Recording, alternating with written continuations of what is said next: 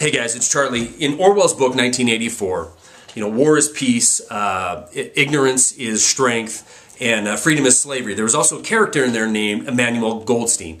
Now, periodically, the people were gathered together, and they were forced to hate the image of Emmanuel Goldstein.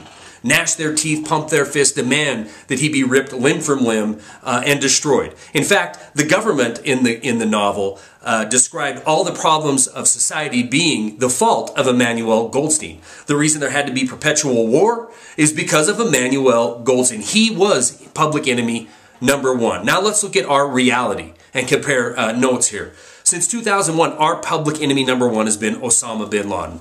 Since 2001, we've spent 6,000 American men and women's lives prosecuting the war on terror. The best data I can find, the most conservative data I can find, back to 2010, shows that nearly 1 million civilians have died prosecuting the war on terror in Afghanistan and in Iraq. If we look at the money spent, we've spent nearly on budget, $1.2 trillion, $800 billion in Iraq, $400 billion in Afghanistan.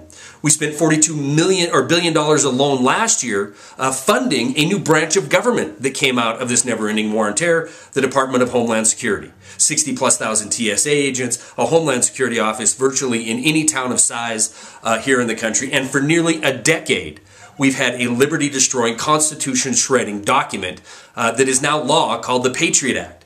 We've turned this country literally into a 1984 police state. Yet, in the last 24 hours, the mainstream media and our government wants us to believe the following. We went from Afghanistan into another country. We went across the border into Pakistan. We rolled up into the villa of public enemy number one, shot him twice in the head, hauled him out of Pakistan, put him onto an aircraft carrier, dead. And what did we do with him? This man who's responsible for so many deaths, over 1 million deaths worldwide, a 10-year most expensive manhunt on the planet of the earth. And what do?